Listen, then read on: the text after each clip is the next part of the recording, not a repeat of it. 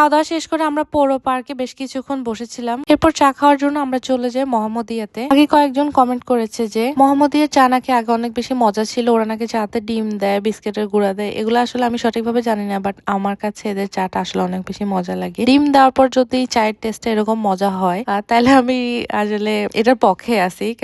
আমার আসলে main motive হচ্ছে যে চা যেটা খাচ্ছি সেটাকে আসলে খেতে ভাল লাগতেছে কিনা। যদি সেটা খেতে ভাল লাগে সেখানে ডিম দেয় কারণ নইলে অন্য কিছু দেখ, এটা আমার কিছু যায়। অর্ডার দেওয়ার আগে আমরা এই তাজা মিষ্টি গুলা দেখি, আর যে কোনো তোমার হয়তো একটা ভিডিওতে দেখছিলাম আমরা ডিউটিতে যাই মিষ্টি খাওয়ার জন্য, আমরা কিন্তু খুবই মিষ্টি লাভার। তো ওখানে তাজা তাজা মিষ্টি ছিল, আর একদম যখন সাথে সাথে মিষ্টি মেক করে আনে আর কি, ওই মিষ্টি গুলা অনেক সফট থাকে, খেতে অনেক বেশি মজা লাগে। আবার একদম সাথে সাথে না, একটু পরে লাইক মিষ্টি একটু ঠান্ডা হয়ে আসছে তখন আর কি। আমরা যখন দেখতেছিলাম যে ফ্রেশ ফ্রেশ ওরা মিষ্টি মেক করতেছিল, আমরাও আমাদের জন্য মিষ্টি নিয়ে নিই। আর ওদের মিষ্টিটা অনেক বেশি মজার। আমি জানি না, আমি মনে হয় খুব একটা পার্থক্য করতে পারি না। আমি অনেকগুলা জায়গায় দেখছি যে ফ্রেশ যখন মিষ্টি বানায় ওই মিষ্টিটা না প্রায় অনেক রেস্টুরেন্টেরই খেতে মজা। একটু কিছুক্ষণ হওয়ার পরে যখন ওদের এই যে মন্ডাটা একটু হার্ড হয়ে যায় তখন আর কি টেস্টের ডিফারেন্সটা বোঝা যায় আর কি। আর এই কেকটা হচ্ছে আমরা বৌমনি কেক হাউস থেকে নিয়ে এসেছিলাম, টাপ কেক। কেক বাইরে থেকে আনার পর বেশ কিছুক্ষণ ফ্রিজে রেখে তারপর হচ্ছে খাওয়া ট্রাই করি আর কি। ঠান্ডা ঠান্ডা কেক খাওয়ার একটা